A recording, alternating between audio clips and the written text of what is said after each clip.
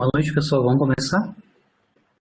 Como que eu estou preparado para a aula de hoje, né? Na aula passada a gente já analisou a questão dos potenciais 3D, né? A gente já analisou o caso do partícula livre 3D, partícula num poço, tanto assimétrico quanto assimétrico, também a questão do oscilador harmônico, né?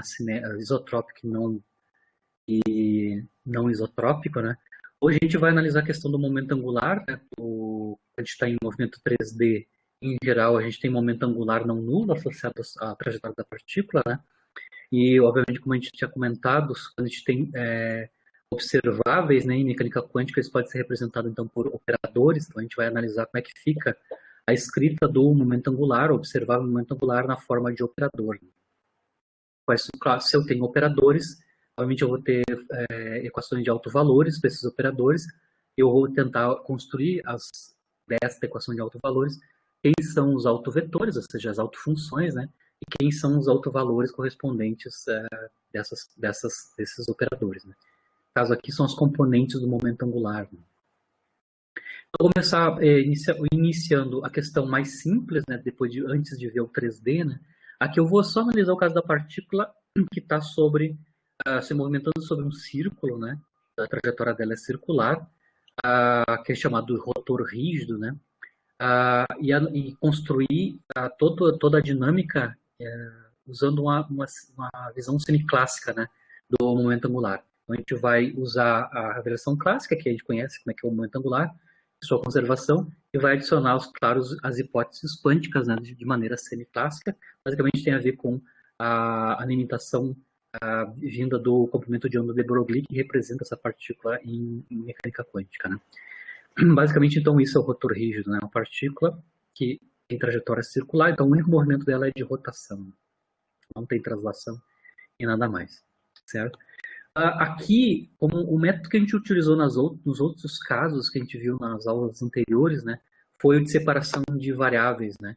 Então, conseguiu separar as autofunções em cada uma um produto de funções individuais, onde cada uma delas depende apenas de uma das variáveis cartesianas. Foi um método básico para conseguir resolver a equação de Schrödinger em 3D. Né? Aqui no caso do potencial associado com o rotor rígido, né, ou momento angular versão 3D, né, a assimetria é simetria esférica. Né? Então, em geral, a gente vai ter cálculo para potenciais tipo central, né, onde a energia potencial é uma função apenas da distância radial. Quando a gente tem esses casos onde a energia potencial depende da energia radial, da distância radial, aquele método cartesiano da separação das variáveis cartesianas já não vai ser razoável, né? Então, a gente vai ter que tentar calcular usando o sistema de coordenadas plano polar ou esférico, né? Devido à assimetria do potencial. Né? Ou seja, o sistema de coordenadas esféricas vai ser o mais adequado quando a gente for analisar esse tipo de potencial. Né? Só para lembrar, o nosso objetivo é chegar em algumas aulas no átomo de hidrogênio, onde a interação é tipo colombiana atrativa, né? Onde o potencial é um tipo de potencial central, né?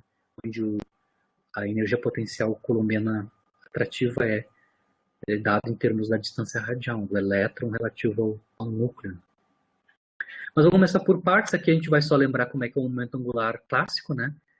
Se eu estou num campo de força central lá em mecânica clássica, a gente mostra, né, que o momento angular é um vetor constante, né? Uma quantidade conservada. Esse vetor, o momento angular, ele sempre vai ter a mesma direção, o mesmo módulo. Inclusive, o movimento da partícula sobre um campo de força central se dá no plano, né, perpendicular ao momento angular, mas do ponto de vista formal, o momento angular é escrito como produto vetorial do vetor posição pelo vetor momento linear. Né? Essa é a definição de momento angular de partícula única, né, e é uma quantidade conservada em forças centrais. Certo? Obviamente, esse momento angular, que é um observável, né, em clássica, vai virar aqui em mecânica quântica como um operador. Por quê? Lembram? A gente já discutiu que o vetor posição ou a posição é um operador, né? Inclusive a gente construiu as equações de autovalores para esse operador. E o momento linear a gente está usando várias vezes, né, a versão operacional, inclusive a gente calcula o valor médio do momento ao quadrado. A gente usa a versão de operador diferencial, né, espacial, para o momento linear.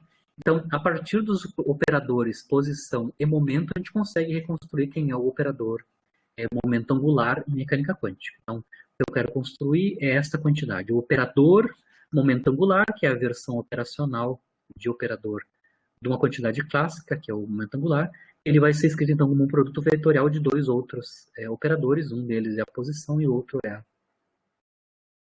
o momento linear. Aqui está o vetor posição, conhece, nós temos as três coordenadas cartesianas, e o momento linear, o momento linear no caso 3D, né? No caso 1D é menos IH cortado derivado em x, né? Mas a gente mostrou na aula passada, retrasada, que o operador momento linear no caso 3D, ele tem três componentes, né? Ele pode ser escrito em termos do operador nabla, né? Onde o operador nabla é um vetor, né? Em cartesianos, cujas componentes cartesianas são as derivadas parciais em cada uma das direções. A gente já mostrou que o operador momento em 3D, em três dimensões, é escrito como menos IH cortado o operador nabla, onde o operador nabla é um operador diferencial, né? Espacial. Aqui está claro como é que é a estrutura do operador momento angular, se eu quiser construir na forma de operador, né? Aqui eu vou fazer a abordagem semiclássica, então eu estava mostrando que para o rotor rígido, né, eu tenho uma partícula desenvolvendo uma trajetória circular, né, é o que está aqui, mas lembra que a trajetória da partícula tem a distância radial é r, o ângulo polar aqui é φ, tá? Ângulo polar φ, e aqui está escrito como a trajetória circular, a gente sabe que em qualquer ponto da trajetória, o vetor momento e o vetor posição são vetores perpendiculares, né, entre si. Então agora a gente vai fazer a descrição semiclássica, né, da partícula. Então eu deixo de ter uma partícula clássica andando sobre uma trajetória circular, cujo momento angular é conservado, para descrevê-la na forma de mecânica quântica, né, ou seja, através de uma onda de matéria, né, que tem um comprimento de onda, que é o comprimento de onda de Broglie, né. Então a gente sabe que a partícula, no caso de mecânica quântica, a partícula quântica, né, se as condições aqui são, e a mecânica quântica é importante, as condições quânticas são importantes, a partícula então é descrita pela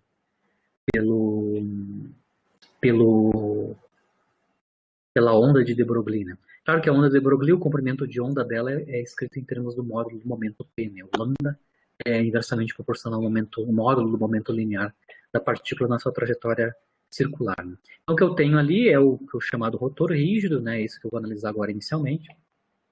A gente pode aproximar um rotor rígido como sendo uma partícula, né, presa numa haste rígida sem massa, né, uma varetinha, onde na ponta tem uma massa. Na verdade, isso aqui, o rotor rígido, é um modelo bem simplificado para moléculas diatômicas, né. O giro, o centro de giro, está no centro de massa da molécula, né, e quem está girando é a massa reduzida do sistema, né. Lembrando que quando eu tenho um sistema de duas partículas, né, eu tenho dois átomos, mas eu posso modelar essa interação desses dois átomos com uma massa reduzida. Então, uma das aplicações onde a gente pode considerar como um modelo bem bom para rotor rígido são as rotações, né, em torno do centro de massa das moléculas diatômicas. Eu vou fazer um exemplo depois. A partícula, então, assim como o movimento circular é uniforme, né, sobre a trajetória circular, o movimento da partícula se dá com momento constante, né, com V constante, né, e automaticamente, então, a energia potencial aqui não depende do ângulo azimutal, né, certo? Então, aqui ela está livre, a partícula está livre em cima dessa trajetória circular, que é muito parecido com o caso de partícula livre 1D, né? Então, a partícula livre em cima da sua trajetória circular, sobre a sua trajetória, é um similar da partícula livre unidimensional, né? Certo? Como eu estava falando para vocês, no caso semiclássico, a partícula pode ser descrita através da sua onda, né, de matéria, cujo comprimento de onda é o comprimento de onda de Broglie, né, que é inversamente proporcional ao momento, né.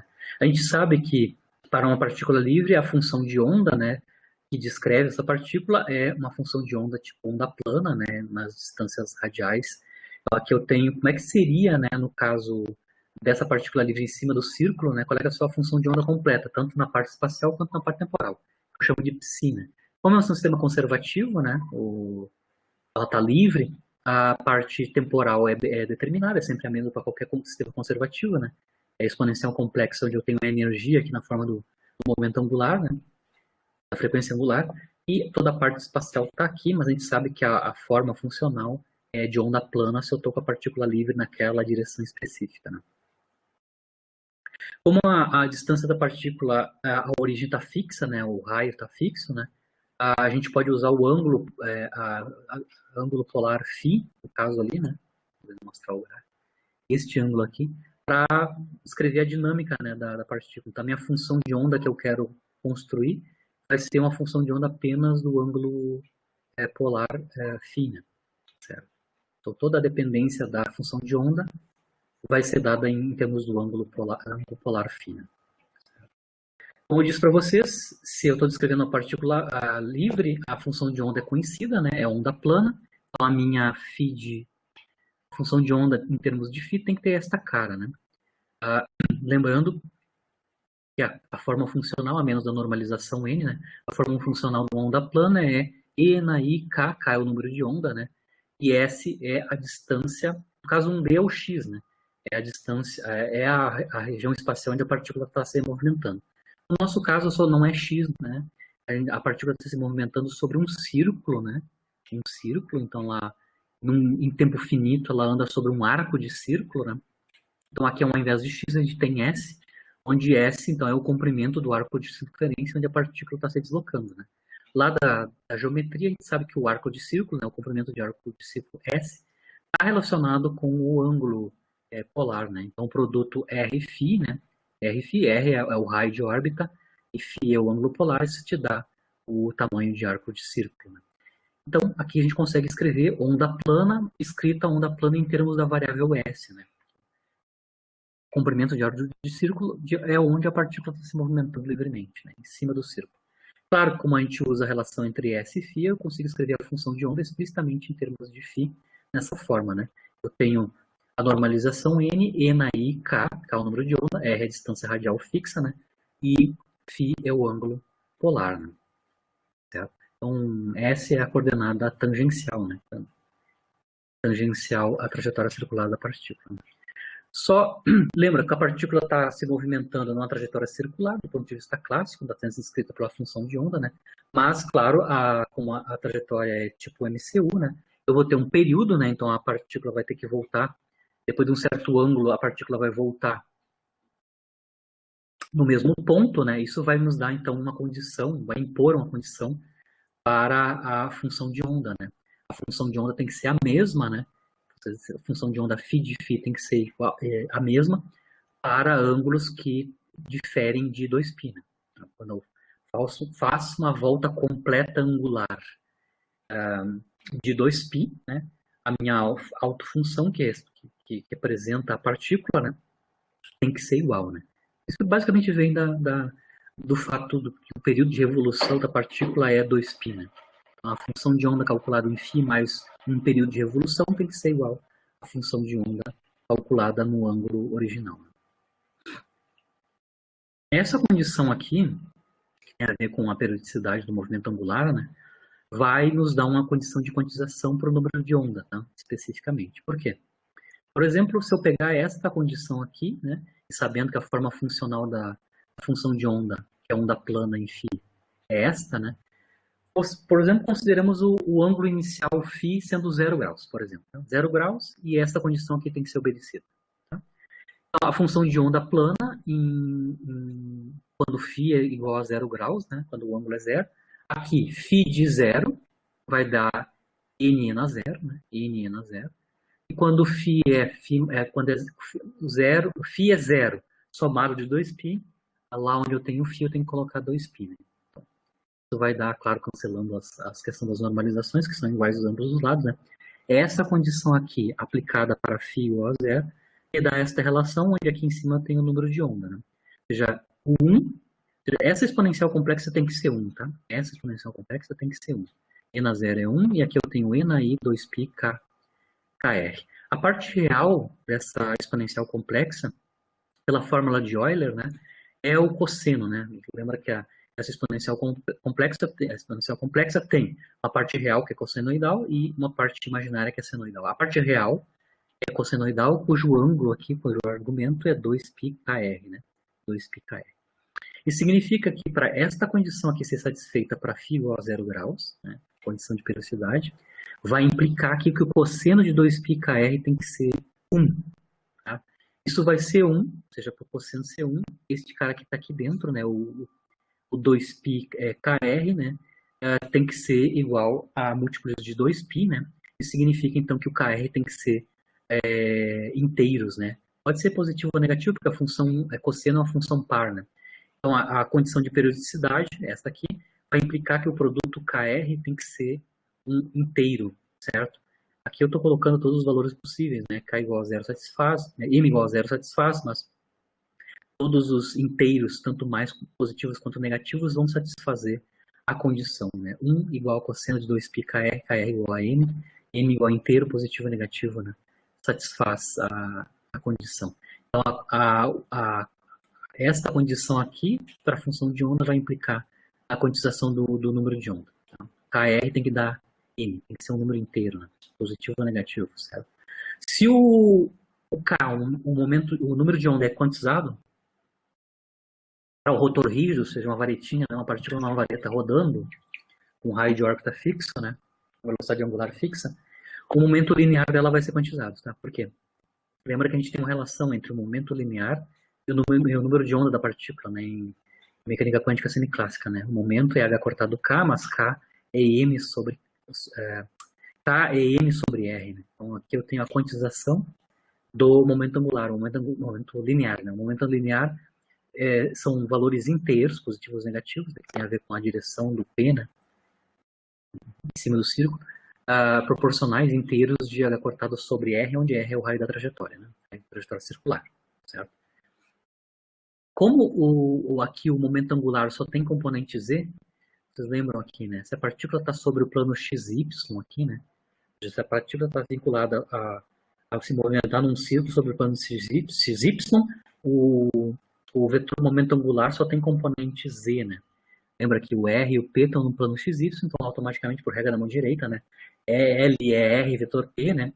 O momento angular L está na direção z apenas. Então aqui a gente tem um caso onde o momento angular só tem uma direção, que é a direção z, né?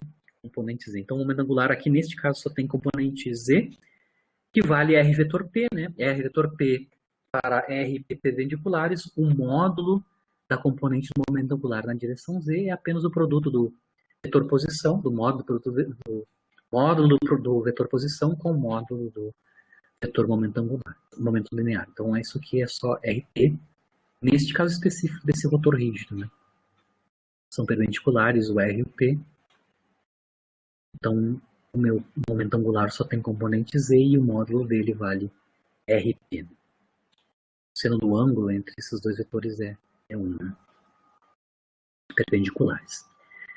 Como nós vimos aqui, se o LZ é R vezes P, isso aqui é clássico ainda, né? LZ aqui é a expressão clássica do momento angular direção Z, né? Mas agora a gente fez física semiclássica, né? Ou seja, descreveu a partícula como uma onda, né? Cujo comprimento de onda de Broglie é conhecido. Isso, automaticamente, a quantização do momento linear vai implicar numa quantização do momento angular, né? Como LZRP, mas P obedece à condição de quantização, onde tem um número quântico aqui que é o M, né? Então, valores inteiros positivos e negativos. Automaticamente a gente vê que o momento angular direção Z também é quantizado. Ele vai valer M, né? M, como eu multipliquei o R aqui, eu tenho H cortado. Então, o momento angular para o rotor rígido no plano XY, né, é quantizado na forma de um novo número quântico, né? Ou seja, só existem valores inteiros, positivos ou negativos, de H cortado. E o número quântico M tem um nome específico, né? Que é o número quântico magnético, né? Um quântico magnético. Os sinais aqui têm a ver, lembrando que os sinais do M, positivo ou negativo, vão dar os sinais de movimento do vetor momento linear em cima da trajetória circular. Então, os dois sinais têm interpretação clara de em que direção a partícula está girando em cima daquele círculo, né? Para valores positivos de M, a partícula está fazendo, então, o giro no sentido anti-horário. anti-horário. Significa que o momento angular está exatamente na direção z, né? E os valores negativos de m correspondem então ao movimento horário. Significa que o momento angular está na direção negativa de z, né? Então, os dois valores possíveis para o momento angular dependendo da direção do p, né? Ele está andando no sentido, né, horário ou anti-horário relativo ao vetor momento angular, né? Certo? Essa condição de quantização que a gente obteve aqui de maneira semiclássica vai se manter no caso completo que eu vou fazer em mecânica quântica quando eu vou construir, né, o operador momento angular completo em coordenadas polares, certo? Assim, se a gente quiser interpretar o que eu acabei de mostrar aqui, né, a gente mostrou então se o LZ pode ser encarado como um operador, né? A gente acabou de mostrar quem são os autovalores do operador momento angular componente Z, né? Então, os autovalores do operador momento angular componente Z, né, são iguais a m cortado. Então, já sabe que para o operador componente Z do momento angular, os autovalores correspondentes na equação de autovalores para o LZ, a gente sabe que os autovalores são m cortado. Tá? E a função de onda, né, as autofunções, né, as autofunções de LZ, a gente já sabe, são ondas planas, né? Ondas planas em φ. Tá? Obviamente aqui eu já estou usando a condição de quantização, só um momento aqui. Ó. Lembro, aqui eu estou usando n igual a 1, porque depois eu vou ter que normalizar a função de onda total. Tá? Mas a função de onda com termos de φ vale a normalização e na i kr φ. Mas lembra que kr é m pela condição de quantização, né? K vezes r é m. Então a autofunção correspondente ao operador momento angular componente z é e na i m φ. Então, eu tenho, além dos autovalores, eu já tenho a forma funcional das autofunções, né, para o operador LZ. Certo? Professor? Fala. Professor Maga, aqui é o Fernando. É o seguinte, por que sempre é quantizado? Isso sempre é um valor inteiro, né? Eu não posso ter intermediários entre essa quantização ou a energia vai ser só considerada sempre pacotes de onda? Aqui a quantização, em geral as quantizações vêm de condições de contorno, tá? De órbitas fechadas, né? Aqui tu vê, de onde é que veio a quantização? A quantização veio aqui que tu impôs que tem um período de revolução da tua órbita circular, né? Então tu disse que a tua órbita tem período de revolução 2π, que é o usual, né? 2π. O fato de ter um período de revolução, ou seja, a tua partícula está sobre uma trajetória circular, certo? Eu acabei de mostrar aqui que a consequência disso, certo? A consequência da partícula estar vinculada dentro da sua trajetória fechada circular, a consequência é a quantização do momento, do número de onda, certo? O K. Aí, tudo que vem depois é a consequência. Se o K é quantizado, tem que ser número inteiro, porque caso que o cosseno aqui tem que dar 1. Ou seja, não pode ter outras opções que tu está falando, frações, porque aí o cosseno não vai dar 1. A condição de periodicidade do movimento vai implicar numa quantização do número de onda. A quantização do número de onda vai implicar que o momento linear é quantizado, para o rotor rígido, né? E, consequência final, se o momento linear é quantizado, o componente z do momento angular vai ser quantizado também, certo? Basicamente é isso. Na verdade, a gente está mostrando aqui de novo o que o Bohr mostrou por postulado, né? O Bohr também. Ele assumiu que as órbitas dos elétrons eram circulares, quantizou as energias, né, das transições, e como consequência disso, ele mostrou também que o momento angular era quantizado. Aqui a gente está mostrando a mesma coisa, né? Mas eu não posso ter outros números que não sejam inteiros, né? Porque senão eu não vou conseguir obedecer a condição aqui de órbita circular com período fixo 2π, né? É que o momento ele é consequência, então, justamente da quantização, por exemplo, do elétron na sua camada e, consequentemente, ele vai ter que ter uma única quantização também gerando no momento dele. Não sei se seria isso que eu estou entendendo. É assim, ó, toda vez que eu tenho condição de contorno ou a trajetória da partícula é fechada em clássica, eu vou ter quantização, alguma quantização. No caso aqui, o fato que ela está sobre uma trajetória circular com período 2π, né, vai implicar que o número de onda vai ser quantizado, e aí depois, como o número de onda é quantizado, você vai passando para os outros, né? Vai passar para o P, vai passar para o L e assim por diante, né? E quando tu falava do N, lá é quando tu tinha as camadas de energia e tu saltava de cada N de energia e tu não tinha um intermediário de camada de energia. Sim, exato. Exatamente. Aqui é bem parecido com o que a gente viu no modelo do Bohr, né? Explicitamente, né? Ok, obrigado. Tá bom? Então, aqui eu consegui mostrar que o rotor rígido, então, tem quantização do momento angular, componente Z, né?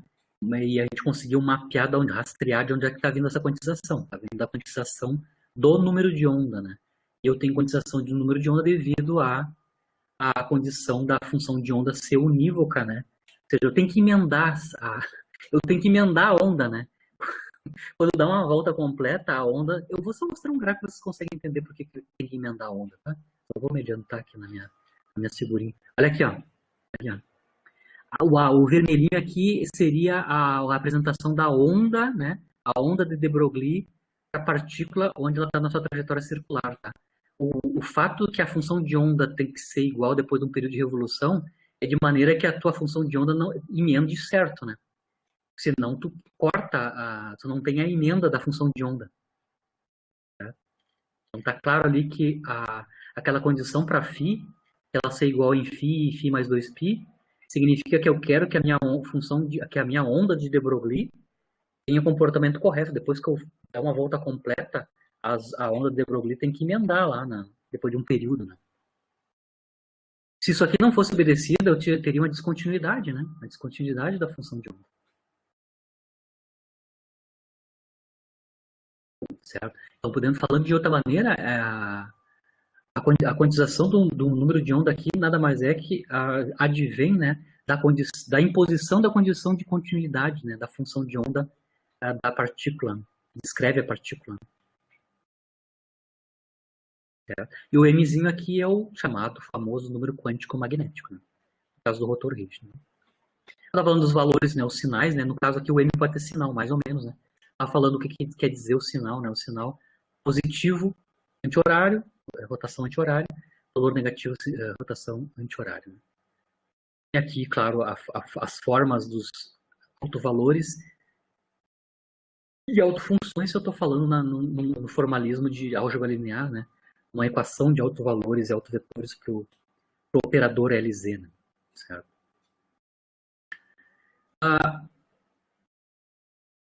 O que eu quero construir agora, só para lembrar aqui, né? O que eu quero construir agora é quanto é que é explicitamente quem é o operador. Eu mostrei semi-classicamente quem são os autovalores e quem são as autofunções, usando física com as mãos aqui, né? Semi-clássica. Né? Semi-clássica. Agora eu quero derivar qual é que é a forma funcional desse operador. Lembrando que em geral são operadores diferenciais. Né? Mas qual a forma? Qual é que é a forma? Que operador é o operador LZ, componente momento angular, componente Z? Para saber qual é que é a forma do operador, eu vou ter que voltar e lembrar como é que a gente escrevia o operador momento, componente X, né? O operador momento linear, na forma de operador diferencial. Era menos IH cortado derivada da direção de movimento, que era a direção X, né? Certo? No caso aqui, a nossa direção de movimento é a direção sobre o S, né? O comprimento de arco de círculo, né? Então a nossa coordenada linear não é mais X, mas sim a coordenada tangencial S. Eu consigo construir quem é o momento linear, né, na direção S. Operador, momento linear na direção S. É a mesma definição de momento linear operador em unidimensional. Né? E menos IH cortado, a derivada na direção do movimento, que é na direção S. Certo? Mas eu posso escrever essa derivada na direção S relativa ao ângulo φ. Lembrando que S é Rφ, né? Então, eu consigo escrever del S como sendo del φ, del S por regra da cadeia, né? E, finalmente, então, consigo escrever que o momento linear operador na direção em cima da trajetória circular, né? Então, ou seja, na direção S, né? Tem esta forma. Ele pode ser um operador, dá para ver que ele é um operador diferencial que opera no ângulo polar φ. Opera no ângulo polar φ. A menos do raio da trajetória que está aqui, né, basicamente. Bom, e aí então nós estamos tá com tudo pronto para obter qual é que é a cara do operador momento angular de direção Z. Em mecânica clássica, o operador clássico é o operador, na verdade, em mecânica clássica, o LZ, né, é o produto RP. Se eu fizer o produto de R com o operador P, né, o operador PS, né, dá para ver que eu vou cancelar esse S que está aqui e vou ficar com menos IH cortado del φ. Então, aqui eu consegui derivar, né, derivar explicitamente, qual é que é a forma funcional do operador momento angular direção Z. É parecido com o momento linear, né, só que agora a derivada, a operação, é a derivada, quando eu opero o LZ sobre a função de onda, ele vai fazer uma derivada no ângulo φ. Né? Então, aqui está a forma do operador momento angular direção Z, e a gente já conhece da semiclássica quem é a autofunção e quem é o autovalor. Eu só vou mostrar que a gente obteve a coisa certa, né? Se eu operar o operador momento angular direção Z, que eu acabei de mostrar, este daqui, se eu operar ele sobre a sua autofunção, eu tenho que obter os autovalores que eu já sei, os m's h cortado. Eu vou fazer isso aqui explicitamente. Ó. Então, se eu operar o LZ, né, sobre a autofunção φ, que é aquela onda plana, né, em φ, operar o LZ sobre a autofunção, a φm, né, de φ. Aqui eu escrevo, então, a forma do operador, né, menos IH cortado a derivada em φ da autofunção. Lembrando que a autofunção em φ tem esta cara, né, a menos a normalização é ela E na I, M, φ, né. Vou voltar aqui para vocês lembrarem. Aqui, ó. A autofunção. A gente construiu com as mãos, né, usando um similar unidimensional, né. Bom, se eu derivar uma exponencial, a derivada dela é ela mesma, menos a derivada do expoente, em φ, né? A derivada do expoente, como aqui é a derivada primeira, né? Eu vou ter um n que vai cair aqui junto, né? Eu vou ter i menos i com i que dá mais 1, aparece um m aqui junto, e a própria autofunção, certo? Então, aqui eu tenho a própria autofunção sendo multiplicada por mh cortado, que é justamente os autovalores que a gente tinha mostrado antes, usando física semiclássica, né, para a componente z do momento angular. Certo? Então, se eu operar este operador diferencial, eu corretamente obtenho os autovalores de seu operador. Né? No caso aqui, como a partícula está andando em cima da trajetória circular, é MCU, né? Basicamente, sobre a sua trajetória circular, a única energia que a partícula tem é sua energia cinética, né? Então, a energia cinética em cima da sua trajetória, né, circular. Ela está com velocidade constante em cima da sua trajetória circular. Então, para calcular a energia barbada, se eu conheço quem é o operador hamiltoniano, que é a versão de operador da energia, né? Então, se eu aplicar o operador hamiltoniano sobre a autofunção, descrevendo a partícula, eu consigo obter quem é a energia dela. Como a gente fez já várias vezes, né? Então, o operador hamiltoniano aqui, que é a energia, né, é basicamente cinética, né? Escrito em termos do momento é isso, né? A energia cinética é P quadrado sobre 2μ. μ é a massa reduzida do sistema, né? Só que o P quadrado aqui, o P é o momento linear na direção em cima da trajetória circular, né? Que é na direção S, né? Em cima do círculo. Passa igual, aqui é a expressão da energia cinética em termos do momento, né? P quadrado sobre 2μ, ou 2m, né? Lembrando que o operador momento linear na direção S, a gente acabou de mostrar qual é que é ele, né? Aqui em cima. É menos IH cortado del S, onde S é o comprimento do arco de círculo. Né? Então, P quadrado, operador, é o produto dos operadores PS, né? Ele por ele mesmo. Ele por ele mesmo, a menos do 1 sobre 2 vezes a massa. Né? Fazemos o produto, os menos I H cortado vai virar menos H cortado sobre 2.000, né? Por 2.000. A gente tem o quadrado de menos I H cortado, né? Lembrando que I quadrado é menos 1. Né? E, claro, a gente tem uma derivada segunda em S. Derivada segunda em S. Este é o operador hamiltoniano, ou seja, a energia para esse caso, né? A partícula livre em cima de um círculo, ela só tem energia cinética em cima do círculo. Né? Quando eu aplicar esse hamiltoniano sobre a autofunção, o que eu for obter vai ser os níveis de energia, ou seja, os valores de energia possível. Então, eu vou aplicar o operador hamiltoniano, a energia, versão operador da energia, sobre a autofunção que descreve a partícula em cima daquele círculo, que é a autofunção φ do ângulo azimutal, né? do ângulo φ. Então, isso aqui é menos h cortado sobre 2i, a derivada em S, derivada segunda, né? Em S, da função. A função pode ser escrita em termos de S, né? Lembrando que a gente mostrou que ela é uma onda plana em S, né? Onda plana em S, está aqui ela, né? E na KS onda plana em S. Aqui nós podemos já fazer a derivada segunda em S. A derivada uma exponencial é ela mesma, só que aqui eu vou tomar duas derivadas, né?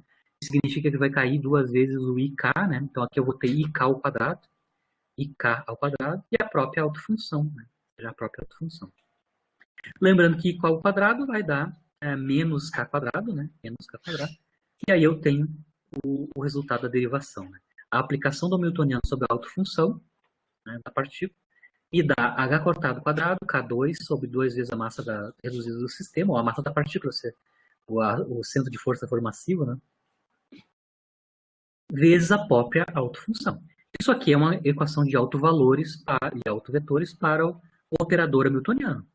Então, de novo, dá para mostrar aqui que a função φ, que é a autofunção do momento linear, do momento angular componente z, também é a autofunção comum do operador energia, do operador hamiltoniano. E os autovalores dessa partícula, ou seja, os autovalores de energia, está aqui, ó, é H cortado por K2 dividido por 2M.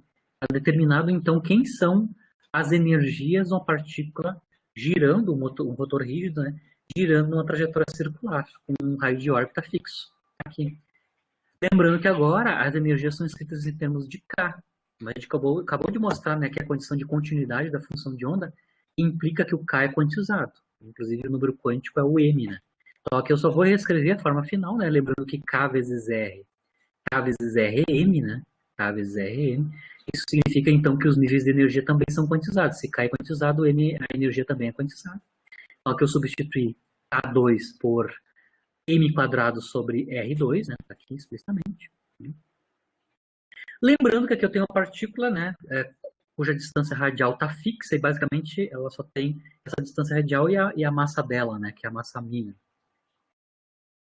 Se vocês lembrarem de física 1 ou de mecânica clássica, né, duas vezes a massa, na verdade, massa vezes r quadrado, uma partícula que está na órbita circular, né, é o momento de inércia de uma partícula nessa órbita circular. Né? Então, o momento de inércia aí da partícula, uma órbita circular, né, de raio R, é escrito dessa forma, né? Massa vezes distância radial ao quadrado. Então, aqui embaixo vocês conseguem ver que nos níveis de energia, né, que agora são quantizados, porque está escrito em termos do M, né, no número quântico, M ao quadrado. Então, as energias aqui são proporcionais a M ao quadrado, então são só valores positivos, né, para a energia. E embaixo eu tenho o momento de inércia, né, do sistema. Certo?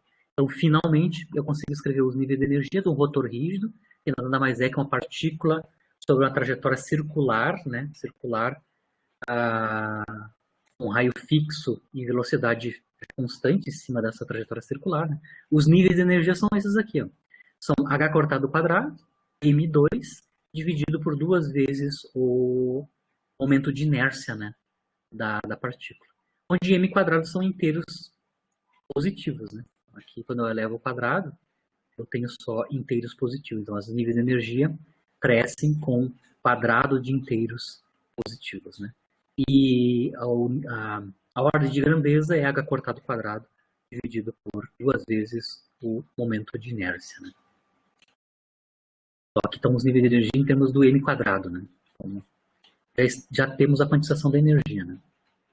Aqui é só uma representação gráfica dos níveis, tá? O que eu tenho aqui, a representação é os níveis de energia E, nesta linha. Então, esses tracejados aqui, as linhas horizontais, são os diversos níveis de energia, né? Aqui eu estou mostrando para os valores de M, então, qual é que são os valores de energia, né? Para os diversos valores de M. Claro que para M igual a zero, né? Lembrando que o M começa em zero. Né? M igual a zero, a energia é zero. Tá? É interessante até nesse caso do rotor rígido, né? Que aqui é um dos poucos casos onde o nível de energia fundamental é zero, né? A gente mostrou em todos os casos que a gente já mostrado, o estado fundamental sempre tem energia não nula, né? Nesse caso do rotor rígido, a energia do estado fundamental, ou seja, o primeiro nível de energia é zero. Depois os outros vão ser proporcionais aos quadrados de M, né? Então começa 1, 2, 3, 4, lembrando que os M's estão positivos e negativos, né? Os níveis de energia estão preenchidos. Aqui é parecido, né? A estrutura de níveis de energia, na verdade, é bem parecido com, similar, né? Com o caso do, por exemplo, do poço infinito 2D, né? Que cresciam os níveis de energia com N quadrado, né? Por exemplo. Aqui eles crescem com M quadrado, né?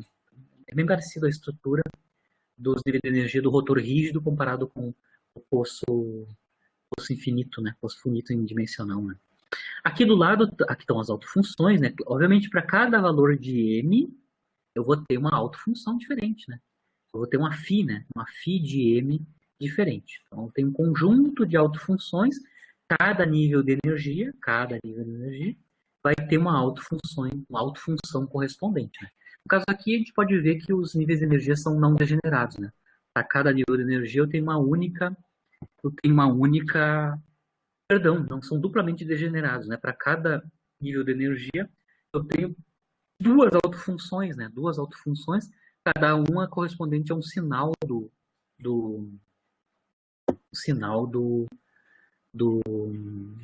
M, né?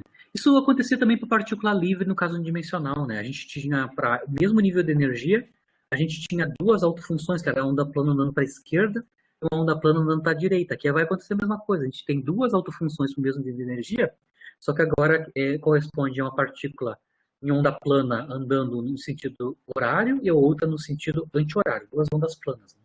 Duas ondas planas, uma indo em sentido horário e uma outra em anti-horário. A gente tem duplamente degenerado os níveis de energia no caso do rotor rígido. Né?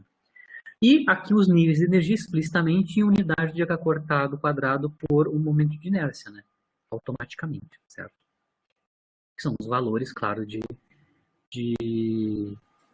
m ao quadrado dividido por 2. Vocês conseguem ver aqui, né? Que aqui tem unidades de H cortado sobre isso. Então, esses valores que estão aqui, ó, são os valores de m quadrado sobre 2. Então, começa com 0, depois o primeiro é 1 meio, depois aqui eu vou ter 4 sobre 2 que dá 2 e assim por diante. Tá explicitamente os níveis de energia em unidades de H cortado sobre I. Né? Os momentos angulares componentes Z estão aqui, né? Quantizados. Aqui estão os valores deles, né? Começa em 0, depois mais ou menos H cortado, mais ou menos 2 cortado e assim por diante. E aqui do lado tem a representação pictórica, né, das funções de onda de Broglie, né, a função de onda da partícula, né, para os vários N's, né, começando em 1 até 6, tá? Qual é que é a forma, né? Lembrando que a onda aqui é uma onda estacionária, né? Ela tem que... como a trajetória da partícula é fechada, né, a onda representando dela corresponde a uma onda tipo estacionária, então a gente tem todas aquelas estruturas de nós, né, máximos e mínimos, né, os nós da função de onda para tipo de onda estacionária. Né? Toda a estrutura de nós está associada com os números quânticos m, né, explicitamente. Mas aqui está bem representado do ponto de vista pictórico, né, esquemático, né, quem são os níveis de energia, a quais m's eles correspondem, a gente já viu que eles são duplamente degenerados, né, porque eu tenho sinais para os m's, e os valores das componentes z do momento angular, para cada m, claro, eu vou ter dois valores possíveis para o momento angular, né, mais ou menos mh cortado, né. Aqui eu vou fazer um caso prático, né? Eu vou determinar os níveis de energia para um rotor rígido, um objeto realístico, né? O que é o rotor rígido que eu falei, né? É uma partícula rotacionando, né? Com um raio de órbita fixo, né? Raio circular, né? Bom, aqui eu vou modelar o meu rotor rígido, ou seja, um modelo de rotor rígido vai corresponder ao que acontece com moléculas diatômicas, por exemplo. Tá? Aqui eu vou considerar o ácido clorídrico, o HCl. Tá? Então eu tenho uma molécula diatômica onde tenho dois átomos, né? Um pequenininho, um leve, né? Que é o hidrogênio, um outro mais pesado que é o cloro, né? Aqui estão as massas, né? Tanto do hidrogênio quanto do cloro em unidades de massa atômica, né? O U, certo? O hidrogênio é da ordem de uma unidade de massa atômica e o cloro é da ordem de 35 unidades de massa atômica. Né? Então, é uma molécula com dois átomos assimétrico. Né? O cloro é muito mais pesado que 35 vezes mais pesado que o hidrogênio na molécula de HCl. Né? Aqui eu vou desconsiderar vibrações. Né? Lembrando que aqui eu posso ter tanto vibrações, né? Das moléculas, quanto a parte de rotação em torno do centro de massa, né? Eu vou aqui só analisar qual é que são os níveis de energia associados à rotação, né? Os níveis de energia rotacionais da molécula, né? Claro que essa molécula também tem energias de vibração, né? Então eu vou desconsiderar a vibração, só vou me focar na rotação. Aqui é o esquema, tá? Aqui, por exemplo, essa massinha M2 seria o hidrogênio, a massa maior por seria o cloro, tem então dois átomos, né? Existe um centro de massa que está localizado aqui, né? Mais próximo da partícula mais massiva, que é o cloro, certo? A distância entre as duas partículas, né? Entre os dois átomos é Rzão. O R1 e R2 são as localizações a partir do centro de massa das duas partículas, né? Lembrando que em mecânica clássica, quando a gente tem duas partículas, a gente descreve o sistema pela massa reduzida do sistema, né? Toda a dinâmica é escrita em termos da massa reduzida. Eu vou calcular aqui para nós qual é que é a massa reduzida do sistema HCl, né? Basicamente, a massa reduzida é o produto das massas dividido pela soma das massas das duas partículas, né? Muito bem. Então, aqui eu consigo, isolando a massa do hidrogênio, né? Eu vou escrever em termos da razão da massa do hidrogênio pela massa do cloro, né? Então, isolei o NH, fatorei MCl. A gente já fez isso N vezes lá quando a gente viu o átomo de Bohr para íons, né? O átomo de Bohr para íons é isso daqui, né? Aqui, então, eu preciso calcular qual é que é a razão. Então, eu consigo escrever a massa reduzida do sistema, HCl, em termos da massa do hidrogênio. Aqui eu, então, vou ter que calcular qual é que é a razão massa do hidrogênio pela massa do cloro, como está em mesmas unidades, né? O cloro é 35 vezes mais massivo que o hidrogênio. Bota aqui os números, né? As massas. Eu consigo mostrar que numericamente, né? Basicamente, a massa reduzida do sistema HCl é a massa do hidrogênio, quase, né? É da ordem de 0,97% da massa de hidrogênio, tá? A massa reduzida. É 0,97 vezes a massa de hidrogênio. Então, sempre quando tem um sistema assim assimétrico em massa, a massa reduzida do sistema basicamente é quase igual à massa da partícula mais leve, do átomo mais leve.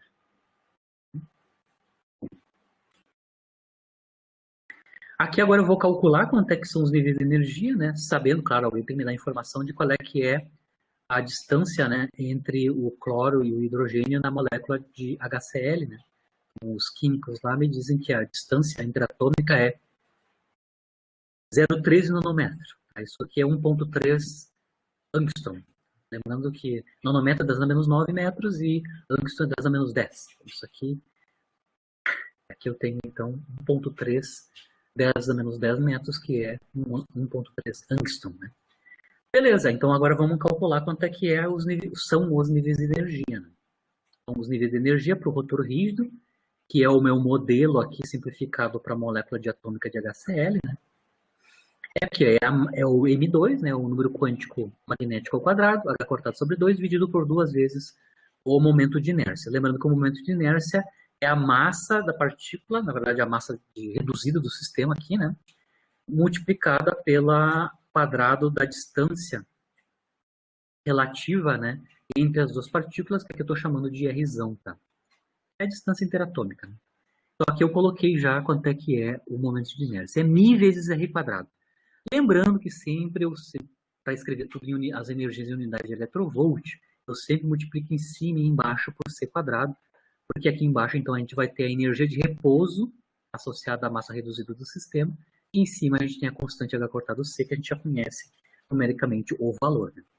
Então, explicitamente aqui eu tenho o quadrado do momento, número quântico magnético, H cortado C, 1973 electrovolts angstrom ao quadrado, né?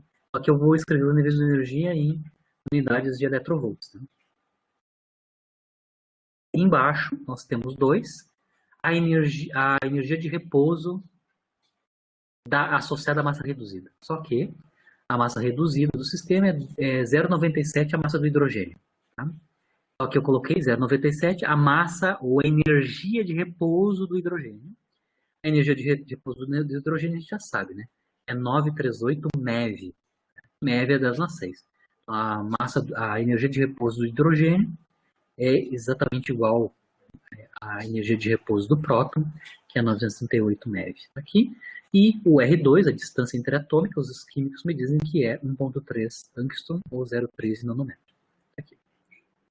Então, numericamente, né, os níveis de energia são M2 multiplicado por, quando eu faço a conta aqui, 1,3, 10 na menos 3 electrovolts. 10 na menos 3 é mili, né? Então, eu tenho 1,3 mili electrovolts multiplicado pelo quadrado do número quântico magnético.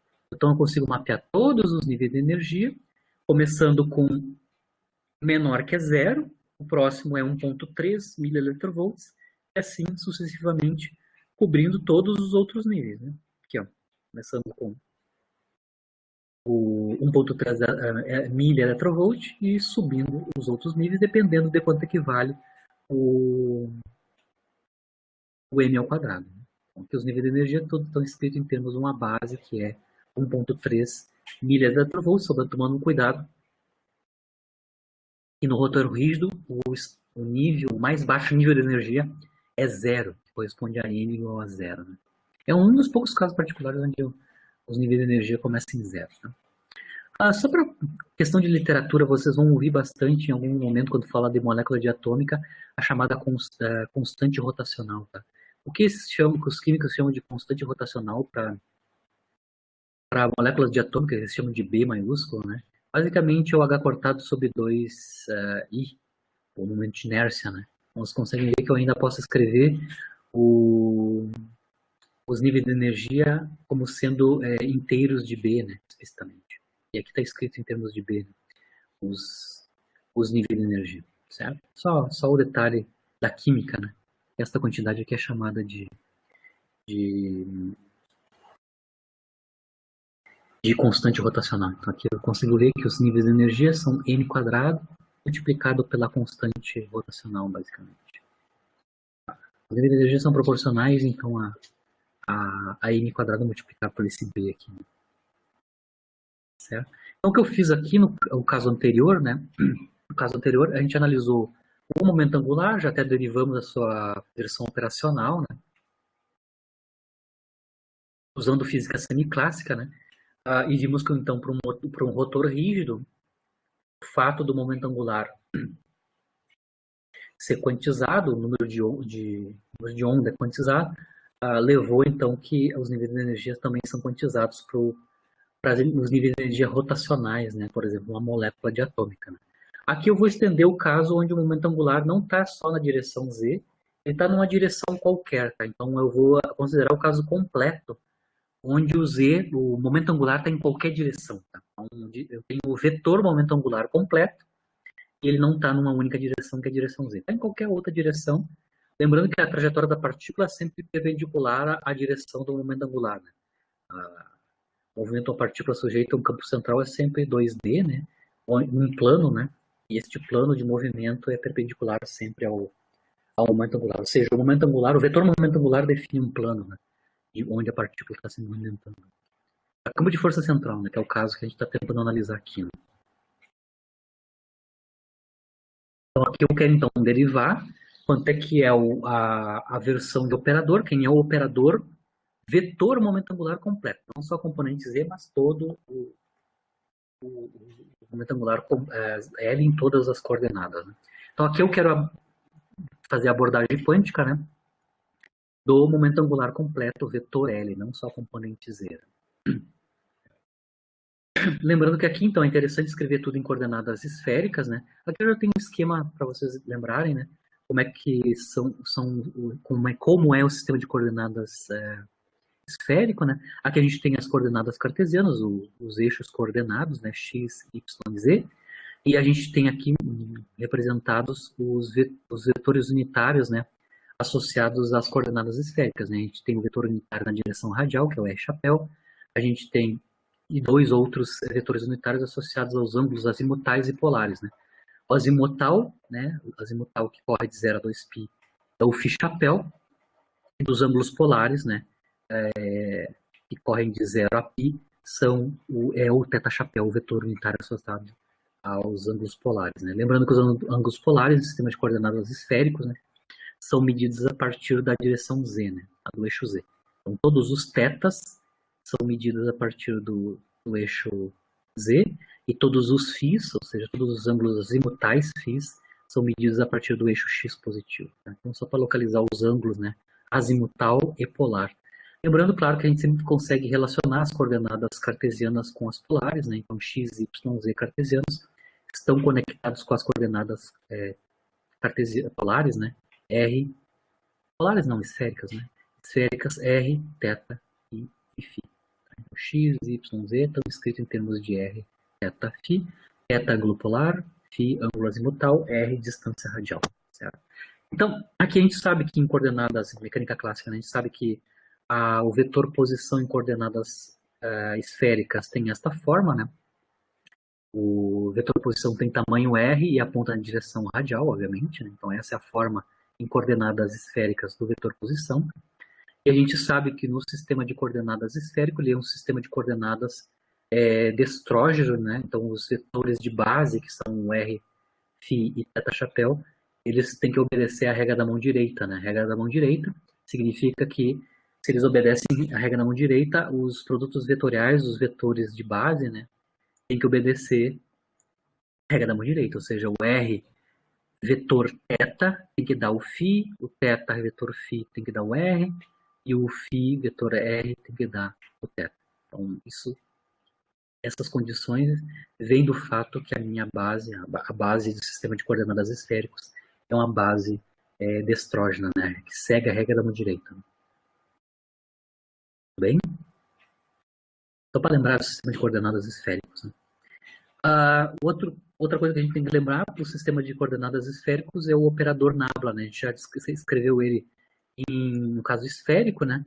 É um vetor cujas componentes cartesianas são as derivadas em cada direção cartesiana, x, y, z. Né?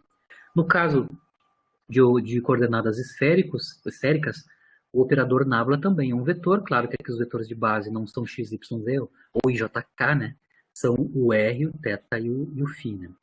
E as componentes aqui do vetor nabla, né, ou do operador nabla, de novo, são operadores diferenciais, né? Só que agora eles vão fazer derivadas, claro, nas coordenadas esféricas. Né? Aqui está a forma funcional do operador nabla em coordenadas esféricas. Né? Então, as derivadas vão ser tomadas na parte radial, angular, tanto polar quanto azimutal. Só para lembrar, assim, breve lembrança de como é que funciona o sistema de coordenadas esférico, caso completo, né? Como é que eu represento o vetor posição neste caso. Muito bem, se eu sei como é que eu escrevo o vetor posição e o operador nabla em coordenadas esféricas, que é esse resumo aqui, né? Eu consigo já construir quanto é que é o operador momento linear. Momento angular, perdão. Momento angular, lembrando que o momento angular é o produto vetorial RP. Se eu sei RP em coordenadas esféricas, eu consigo obter o operador momento angular completo, né? Não só na direção Z, mas o vetor momento angular na forma de operador, no caso 3D, em coordenadas esféricas. Né? Bom, tá aqui, né?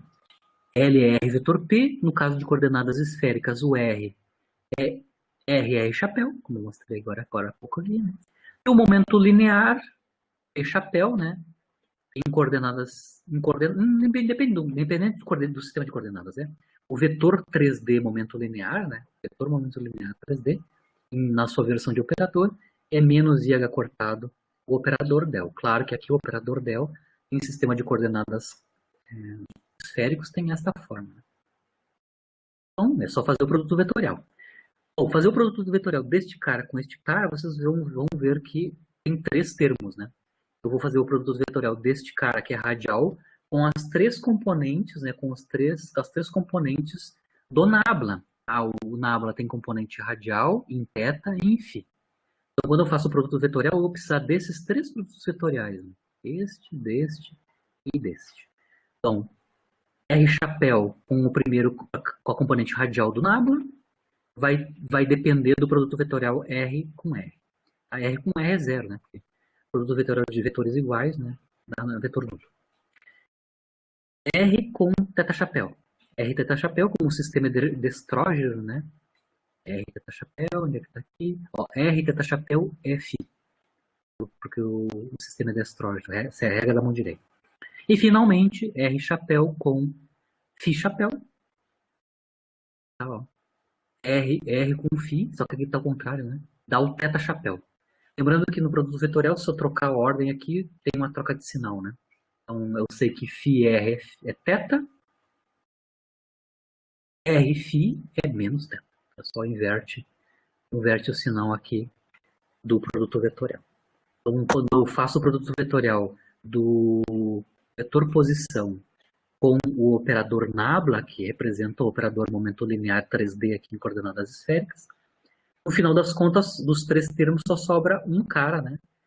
Só sobra, na verdade, 2 caras, né? Um que está na direção Φ chapéu e outro que está na direção teta chapéu, que está aqui, ó. Então, o operador momento linear angular 3D, o operador momento angular 3D, caso geral, é escrito em coordenadas, no sistema de coordenadas esféricos dessa forma. Vocês conseguem ver que ele é um operador diferencial, de novo. Tá? Só que tem uma particularidade. Tem uma particularidade aqui. Ele é um operador diferencial que só opera nas coordenadas angulares, θ, φ. Então, um operador momento angular completo, aqui em mecânica quântica, né? É um operador diferencial que só opera nas variáveis angulares no sistema de coordenadas esféricas. E explicitamente aqui está a cara dele, né? Tem 2 componentes e a expressão das operações de derivação parcial, né, que a gente vai ter que fazer nas 2 coordenadas angulares. Tá? Então, só depende de θ, certo? Se eu quiser calcular qual é que é a forma funcional das componentes cartesianas do momento angular, certo?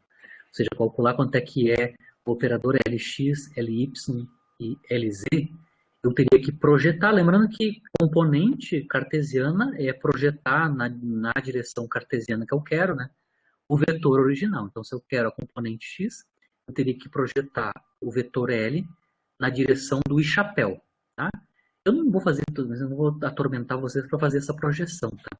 Lembrando que eu posso fazer a projeção na direção I-chapéu, o passo aqui que teria que ser feito é só substituir os vetores unitários φ-chapéu e θ-chapéu em termos dos vetores unitários cartesianos e JK.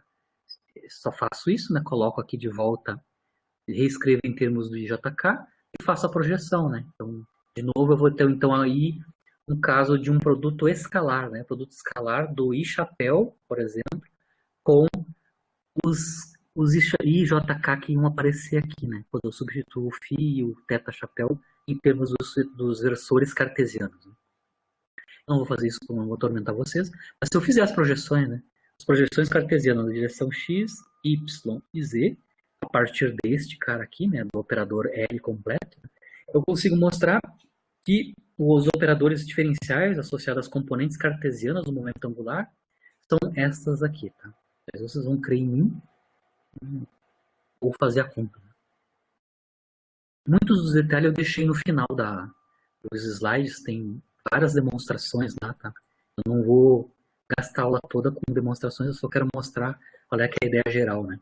Então, se eu tenho um momento angular completo, projeto ele na direção cartesiana x, y, z, ou seja, eu faço um produto escalar, né, de chapéu com estes caras, vocês vão ver o que sobra é isso daqui. Graças a Deus, aqui o LZ deu certo, né? O LZ, usando a versão completa do momento angular, a componente Z deu a que a gente tinha obtido agora há pouco fazendo física com as mãos, né? Fazendo física semiclássica. Né? Deu exatamente menos IH cortado, del deu φ. A novidade aqui são as outras componentes cartesianas, né? A x e a y. São funções complicadas aqui, né? Tem funções trigonométricas, tem cotangente, cossenos e senos dos ângulos tanto polar quanto do azimutal. Mas não tem mistério nenhum. Se eu obtive um momento angular operador completo, as projeções dele nas direções cartesianas são obtidas depois de alguma conta, né? Depois de manipulação algébrica. São aí as três componentes. E a Z, ainda bem, deu certinho, né? Com o que a gente já conhecia do caso do rotor rígido. Né? Certo? Vocês viram bem que o operador mais simples aqui das componentes, né, o operador diferencial mais simples nas componentes do momento angular, né, é a componente Z. Né? A componente x e y não são complicadas, né, elas envolvem operações diferenciais tanto no ângulo θ quanto no ângulo φ. No caso da componente Z, não, é só em um único ângulo, né, é só o ângulo azimutal. Então, leva a entender que a componente Z, ou eixo Z, é um eixo preferencial de quantização, né? A gente já conhece lá da física semiclássica quem são os autovalores, né? Os autovalores são o ômega cortado por LZ, né? E as autofunções a gente já conhece também, né? Então, a princípio, parece que a direção Z é uma direção preferencial ou simplificadora, né? Mas não importa, tá? Não necessariamente a direção Z precisa ser a direção específica de quantização, tá? Em geral, aqui em mecânica quântica, a gente sempre considera a direção Z como a direção de quantização, né? dos momentos angulares, né? Mas não tem nada que privilegie essa direção. Tá? Mas aqui a gente vai sempre andar em torno do LZ e assumindo que a direção de quantização preferencial, o eixo preferencial, é o eixo Z, né? Certo? O próximo passo, como eu já conheço, para o LZ eu já conheço as autofunções e os autovalores, né? Agora o próximo passo é tentar calcular ou tentar obter, né, quem são as autofunções e os autovalores das componentes x e y. Que é o que está escrito aqui, né? O próximo passo então é tentar obter as autofunções e autovalores de Lx e de Ly, certo? Só que tem um problema aqui, tá, pessoal? Aqui eu vou ter que discutir um pouquinho. Tá? Aqui, as componentes, eu vou mostrar claramente aqui para vocês, tá? As componentes cartesianas do momento angular, elas não são observáveis compatíveis. Aí você tem que lembrar, quando a gente mostrou lá no caso da partícula livre, a gente discutiu em detalhe o que são observáveis compatíveis, né? São observáveis onde eu consigo fazer medida simultânea dessas duas quantidades. Então, no caso, por exemplo, lá na partícula livre a gente mostrou que eu consigo fazer medidas simultâneas da energia e do momento linear da partícula, né? Ou seja, as funções de onda são autofunções comuns do operador hamiltoniano e do momento linear, né? Lá no caso 1D da partícula livre. Né? Aqui tem um problema, tá? Eu vou mostrar logo aqui que as componentes do momento angular, as componentes cartesianas, elas não são observáveis compatíveis, tá?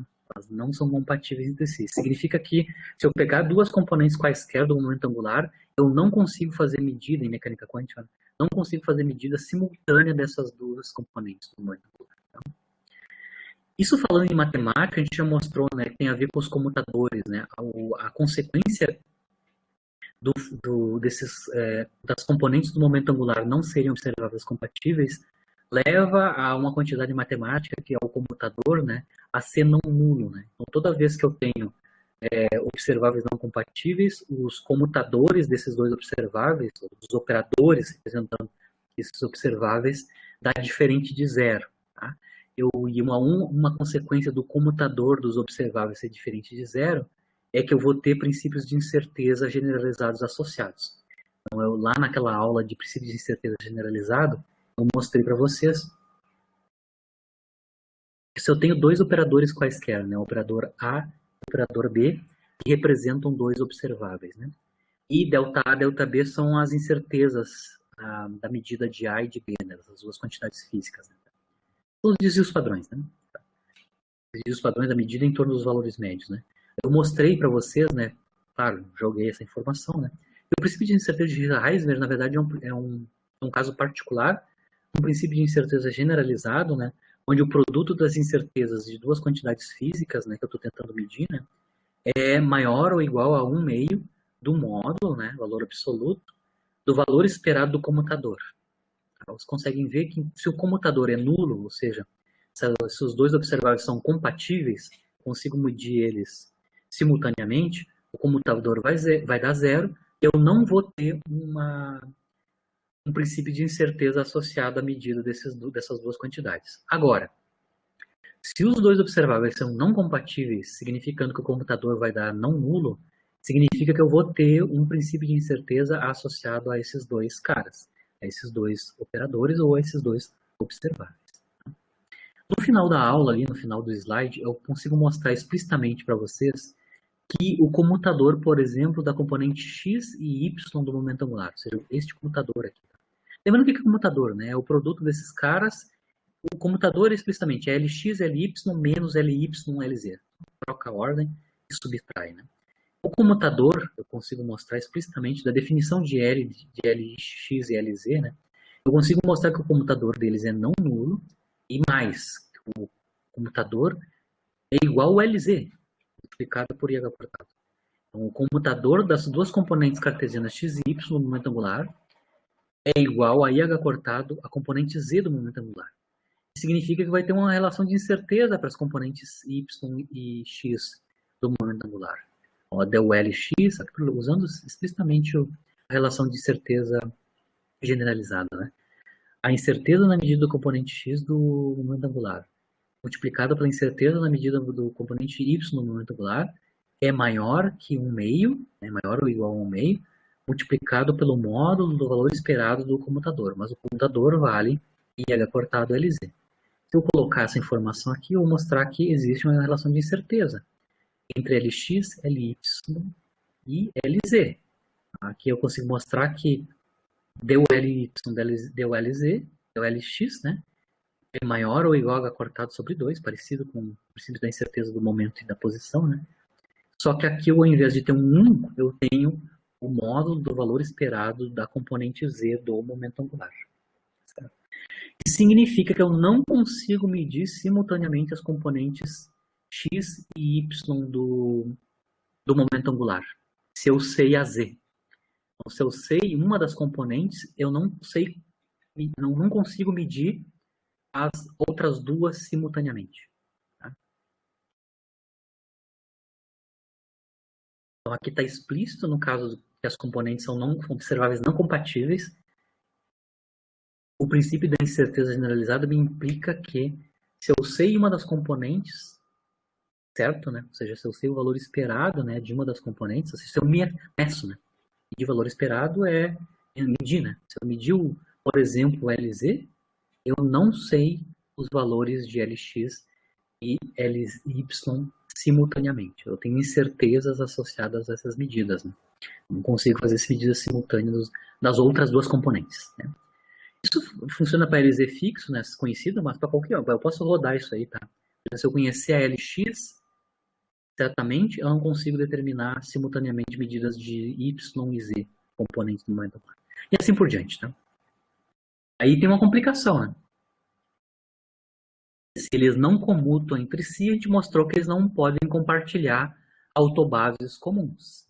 Lembrando que lá no caso da partícula livre, né, o operador H e o operador momento linear, eles compartilham a base comum, porque o comutador deles é nulo e eles são observáveis compatíveis. Aqui, como eu tenho comutação não nula, isso vai implicar que as autofunções do Lx, do Ly e do Lz não são comuns. Então, se eu sei, por exemplo, a autofunção do Lz, que a gente acabou de mostrar, eu não sei qual é que é as autofunções dos outros, porque ela não é comum ao Lz. São outras autofunções, mas não são as mesmas do Lz. Então, o fato dos observáveis ser não compatíveis vai implicar aqui também que elas não compartilham autofunções comuns. E aí, como é que eu fico? Como é que eu vou construir autofunções para o caso completo se as autofunções não são as mesmas, né, para cada componente do momento angular? Tá? Sendo que da componente z a gente já conhece, é a única que a gente conhece as autofunções dos autovalores. Tá? Certo? Para fazer isso, a gente vai escolher, vai construir um outro operador em que, aí sim, esse outro operador que inclui as componentes cartesianas todas, comuta com o LZ. Ou seja, eu vou construir um operador que inclui todas as componentes cartesianas do momento angular e que também automaticamente comutam com a LZ, por exemplo, ou qualquer uma das outras componentes cartesianas do momento angular. Este operador que eu vou construir é o chamado operador Casimir, tá? O operador Casimir nada mais é que o operador momento angular ao quadrado. Então, o quadrado do momento angular é a soma dos quadrados das componentes, né? Este é o operador de Casimir, no caso. Então, a gente pode mostrar que o operador L quadrado comuta com todos eles, com LZ, com LX e com L Y. Né? Então, agora eu vou tentar então construir uma autobase comum, por exemplo, ao LZ e ao operador de Casimir L2. Para isso eu preciso saber qual é que é a forma funcional do operador de Casimir L2. Barbada. O L2 é só somar os quadrados das componentes cartesianas x, y, z do momento angular. Soma os quadrados desses caras aqui. Claro que é difícil porque eu estou com um monte de multiplicação são operadores diferenciais, tem que ter cuidado com essas multiplicações, esses produtos. Né? Mas basicamente a gente consegue calcular. Então, o operador de Casimir, que é o L2, né, o operador quadrado do momento angular, é a soma dos quadrados das componentes cartesianas, e a conta final é isso daqui. Tá? Então, o operador Casimir tem esta forma funcional. Né?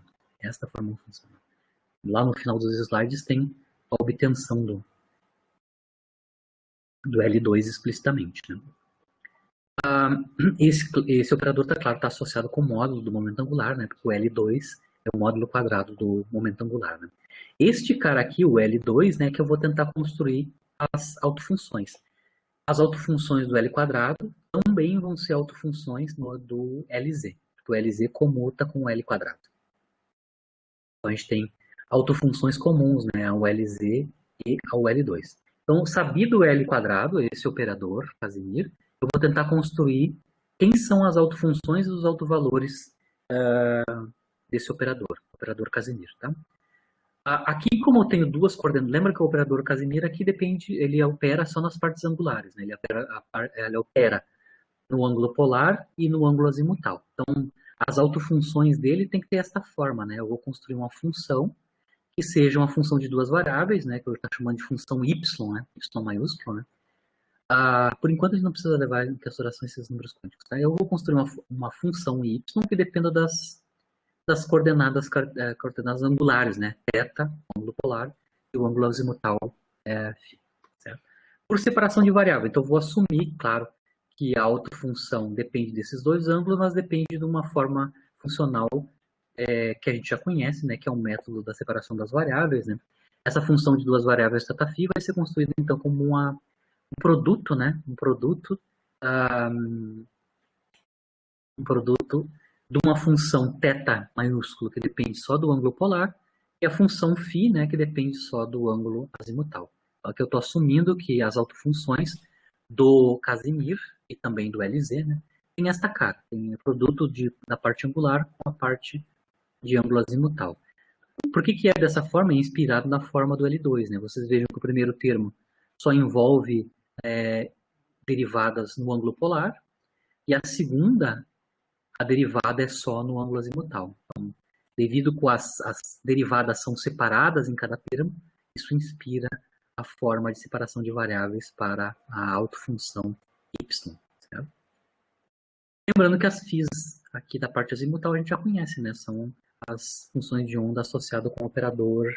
São as autofunções do LZ. Né?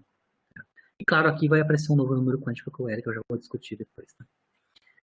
A gente pode mostrar explicitamente que essa forma funcional que eu estou tentando construir para as autofunções do L2 satisfazem a equação de autovalores do LZ. Eu disse que essas autofunções y são autofunções de L2 e de LZ. Eu posso testar que isso é verdade. Né? Então, se eu operar, por exemplo, o LZ sobre essa autofunção aqui, né, é o produto da parte angular da parte azimutal, quando eu aplico o LZ na parte azimutal, porque o LZ só vai operar na parte azimutal, né? A gente já sabe da equação de autovalores, que o LZ aplicado sobre as autofunções φm, né, dão autovalores mh cortado. Significa que está certinho, né?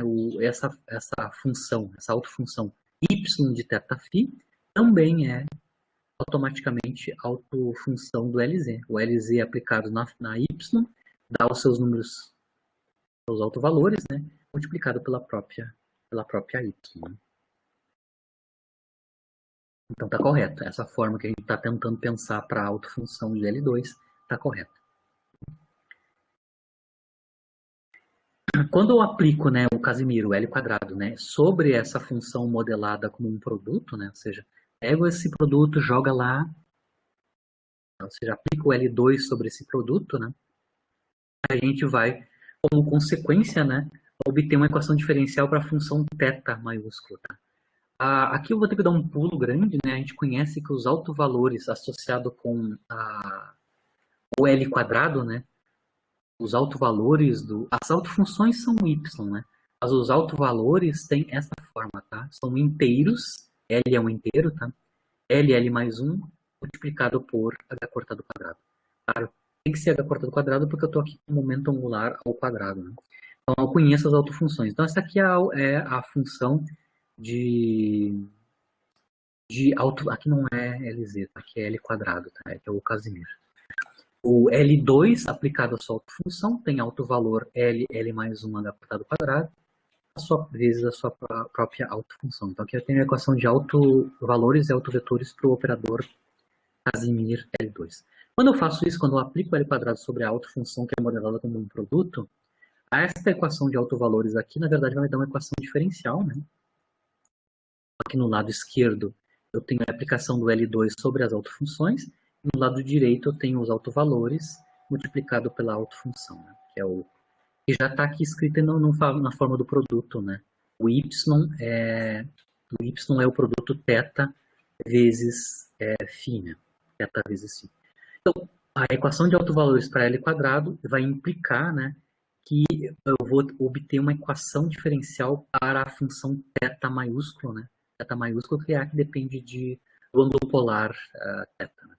Essa equação que eu obtenho aqui para a função θ maiúsculo de θ é chamada, então, de equação associada de Legendre. Tá?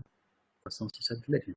A equação associada de Legendre advém da equação de autovalores e autovetores para o operador Casimir, tá? O L2. Tá? Eu estou assumindo que a solução é um produto de θ vezes φ. Aqui os valores de L inteiros, né? Para valores de L inteiros ali, né? Eu posso construir os valores de M a partir de L. Então, os valores de M vão estar entre menos L e mais L, estando entre um e outro por fator 1. Né? Então, aqui eu começo com fixado L, fixado o número quântico L, né? Que é o chamado número quântico azimutal, tá? Que é um inteiro. Fixado, então, o número quântico azimutal, eu tenho, então, que o M vai variar entre menos L até L, sendo que a estrutura aqui no meio é esta, tá? Eu começo com menos L, somo 1, então eu vou ficar com o próximo número quântico M é menos L mais 1, o próximo é menos L mais 2, e assim por diante, até eu chegar no menos 1, 0, 1, e depois eu vou subtraindo, né, 2, 1, o L, até chegar no... Basicamente, o número quântico M varia entre menos L e L, onde L é um número inteiro chamado número quântico azimutal. Então, aqui no caso do momento angular completo, né, versão 3D, eu tenho, além do número quântico magnético, eu tenho um outro número quântico, que é o número quântico azimutal, L. As funções, essas autofunções y que eu mostrei, né, que são função do ângulo polar e do ângulo azimutal, são conhecidas como harmônicos esféricos. Né? Então, quando eu estou falando de harmônicos esféricos, basicamente são as funções y, que são autofunções do operador Casimir, do operador momento angular quadrado. Tá? Elas são normalizadas, né? Elas obedecem a condição de normalização, como sempre. Né? Toda autofunção é sempre normalizada. Aqui está a condição de normalização. dos harmônicos esféricos, ou seja, das autofunções do L quadrado, né? Se eu pegar a equação associada de Legendre, que está escrito em termos de θ, né? E fazer uma mudança de variável, tá? Variável u agora, que é cosseno de θ, aquela equação associada de Legendre fica vira uma equação diferencial de segunda ordem, né? Na nova variável, que é na variável u. Você tem esta forma aqui funcional. Essa equação diferencial é solúvel, tá? Essa equação na variável u é solúvel. Certo? A hipótese de solução, ou seja, a solução tentativa da θ de u tem esta cara, né? Tem uma normalização uma função específica que é para aqui na frente, que é 1 menos u quadrado n sobre 2, e uma função genérica f de u que tem que ser determinada a partir da equação diferencial, né? Esta é a equação diferencial. Então, a EDO que vai aparecer como na variável u vai ter esta cara, né? A função f que aparece aqui na construção da solução tentativa θ da u obedece a essa equação diferencial, né, de segunda ordem. Quando m é igual a zero, ou seja, quando o número quântico magnético é nulo, né, esta equação diferencial aqui é chamada equação diferencial de Legendre, né, que pode ser calculada, pode ser resolvida por um método de séries, né, ou seja, eu posso construir as soluções, né. Lembrando que a equação diferencial aqui é da função f de u, né. Então, posso construir a f de u para m igual a zero, como sendo uma série, né, de potências, né, em u, onde aqui eu somo de n igual a zero até infinito. Aqui estão os coeficientes da série, né, os ANs, e as potências de u, dando os polinômios, né, dando as ordens de u, que são n mais alfa. Alfa é uma constante. N é a somatória aqui da série. Então, a equação diferencial de Legendre é um caso particular dessa equação, quando m é igual a zero. A equação de Legendre pode ser calculada via método de série, né? No caso da equação diferencial de Legendre, vai acontecer a mesma coisa, pelo método de série, vai acontecer a mesma coisa que aconteceu com a equação diferencial de Hermite, né? A solução por série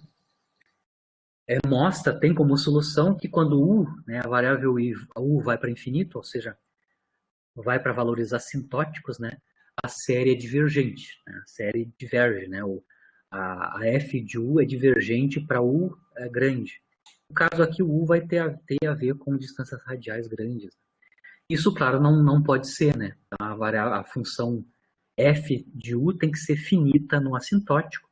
Então, da mesma maneira que a equação de Hermite, né? A gente, para ter uma f de u assintoticamente correta, né? Se comportando de maneira correta, a gente vai ter que truncar a série, né? Então, eu vou ter, ao invés de ter uma série de potências completa, eu vou ter associada a truncagem da série polinômios, né? Polinômios novos, né? Que são os polinômios de Hermite. Então, quando a gente resolve a equação polinômios de Legendre, né? Quando a gente resolve a equação diferencial de Legendre usando o método de séries, a gente consegue mostrar que a série é divergente, né, para U grande. A gente então trunca a série para ela dar a resposta finita para U grande. Quando a gente trunca a série, eu deixo de ter uma função completa f de U para ter um polinômio.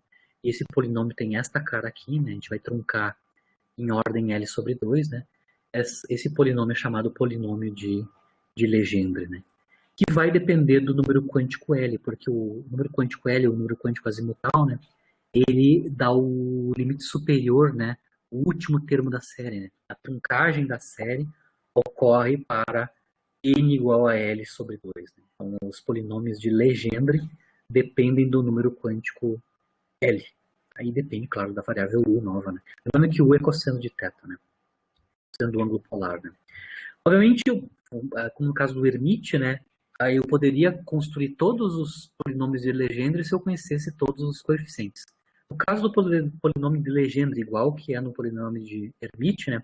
Existe uma fórmula de Rodrigues, ou seja, uma fórmula de recorrência, onde a gente constrói todos os PLs, né? Todos os polinômios de Legendre de ordem L.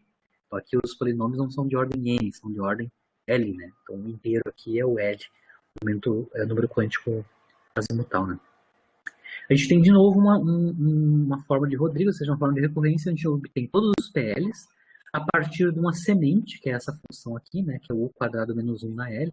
A partir de derivadas de ordem L sobre essa semente, né, a gente obtém todos os polinômios de Legendre. Da mesma forma que existe uma forma de Rodrigues, né, para os polinômios de Hermite. A partir de uma semente, que é uma gaussiana, né, a gente derivando n vezes aquela semente, a gente constrói todos os polinômios de Hermite. A ideia aqui é a mesma. A gente constrói todos os polinômios de Legendre a partir de uma semente, né, a partir da forma de Rodrigues para os PLs. Lembrando que a solução de polinômio de Legendre é só para o caso particular de m igual a zero.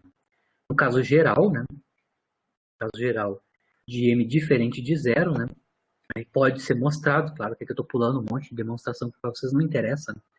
A gente pode mostrar que no caso completo, aquela equação diferencial original para qualquer m, né, admite esse tipo de solução, a f de u, né, basicamente a derivada de ordem m dos polinômios de Legendre de ordem L. Certo? Então, no caso geral, a solução θ de u tem esta forma funcional, né? A normalização o fator u menos u² na m sobre 2, e a função f de u, mas a f de u é derivada de ordem m dos polinômios de Legendre. Então, aqui está explicitamente os polinômios de ordem m dos polinômios de Legendre. Tá? Ou seja, toda essa tralha que está multiplicando a constante de normalização A depende de dois números quânticos, né? Depende, claro, do número quântico magnético, M, mas também depende do número quântico azimutal, L, na forma dos polinômios de Legendre, porque os polinômios de Legendre dependem do número quântico azimutal. Vou chamar toda essa tralha aqui de a função do polinômio PML, né, de U, ou seja, toda essa parafernália aqui está compactada nessa forma compacta, né, de PLM. Lembrando que toda essa tralha aqui, ou seja, a função θ de U, no caso completo, né, para m diferente de zero, depende dos dois números quânticos, tanto de L quanto de m. Lembrando que a gente quer saber quanto é que é a função θ de θ, né, que vai entrar na autofunção chamada harmônico esférico, né. Os harmônicos esféricos são os produtos da θ, multiplicado pelas φs de φ, né. Lembrando que U aqui é cosseno de θ, então U menos U² que está aparecendo aqui na solução, né? Pode ser escrito como 1 menos cosseno de θ, né? Mas 1 menos cosseno quadrado de θ é seno quadrado. Né? E aí, finalmente, a gente consegue escrever a função θ de θ, né? Que é a que vai entrar nos harmônicos esféricos, como sendo a normalização A, né? E, claro, a função PLM de θ, né? De cosseno de θ, porque é cosseno de θ. Aqui tem quem é a tralha toda, né? PLM de cosseno de θ é seno quadrado, né? Porque o 1 menos u² na m sobre 2 é seno, né?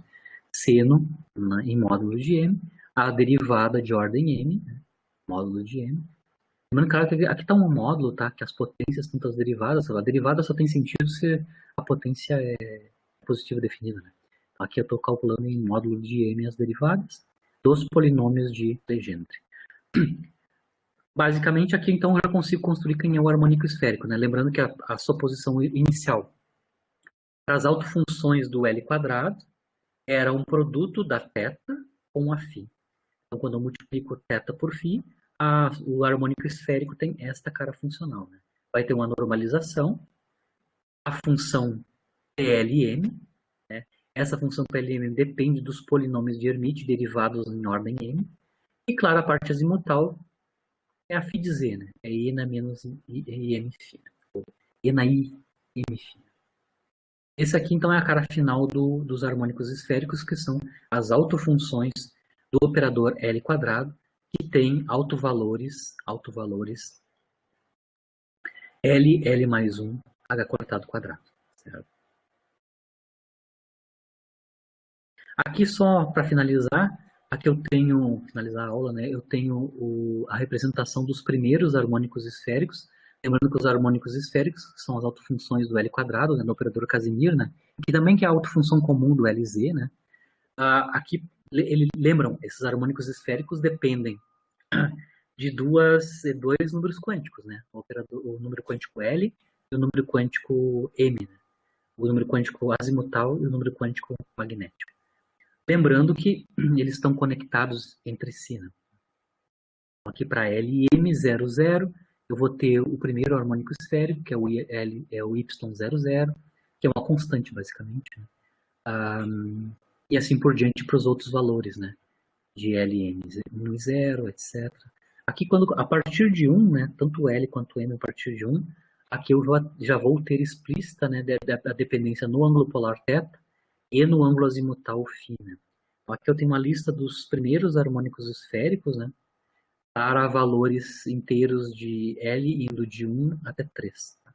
L1 até 3, e os correspondentes números quânticos magnéticos têm todos os valores aqui dos harmônicos esféricos correspondentes. Obviamente, para obter os harmônicos esféricos, eu preciso de uma tabela, né? Porque é bem complicado calcular as derivadas de ordem m, né? Se eu estou com harmônicos esféricos com um m muito grande, né? Com um número quântico magnético muito alto, né? A derivada aqui é de muito alta ordem sobre os polinômios de Legendre, né? Basicamente, eu preciso de tabelas, né? Ou simulações numéricas de como é que se comportam, né? Os harmônicos esféricos, né? Então, isso eu fecho aqui a aula de hoje sobre o momento angular. Só para resumir, tá? No caso, se o movimento da partícula se dá num eixo perpendicular ao Z, né? Em plano perpendicular ao eixo Z, né?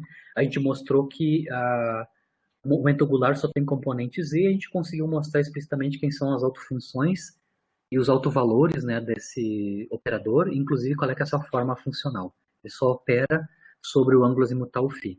No caso completo, né, no caso 3D, o momento angular tem uma forma complicada em coordenadas esféricas, né, mas a gente conseguiu construir a sua forma funcional, tanto o L quanto as componentes cartesianas. Tem um problema aí que as componentes cartesianas não comutam, ou seja, não são observáveis compatíveis, né? Eu não consigo medir duas componentes simultâneas do momento angular de uma partícula, né? Porque eu mostrei claramente que a anticomutação, a não comutação, implica uma relação de incerteza, né, entre essas componentes, né? São observáveis não compatíveis, né?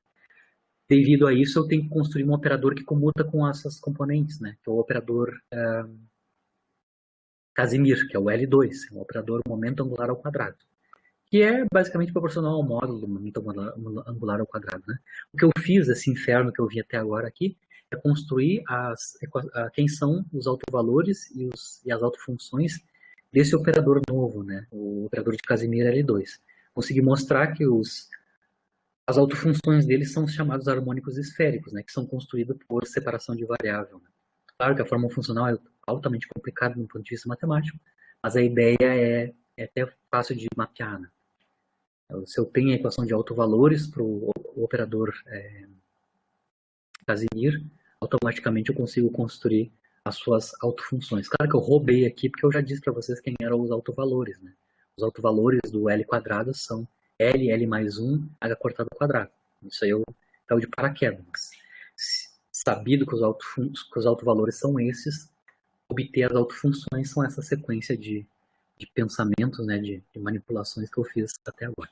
O que a gente vai fazer, claro que eu fui rápido aqui, né, já estou passando muito da hora, eu vou com calma tratar o que a gente mostrou aqui sobre os harmônicos esféricos, né, e calcular qual é que são as densidades de probabilidade associado a esses harmônicos esféricos, né, ou seja, eu vou calcular o módulo quadrado dessas autofunções, né, o módulo quadrado das funções y, né, que são os harmônicos esféricos. Eu vou mostrar qual é que são as formas, né, das densidades de probabilidade, que são chamados orbitais, né, no caso dos harmônicos esféricos. Essa figura aqui é bem representativa, né? A gente tem orbitais para mais baixo nível, né, para mais baixo harmônico esférico, começando a aumentar, né, a ordem em L, no número quântico azimutal, e vimos o que vai acontecer com as densidades de probabilidade.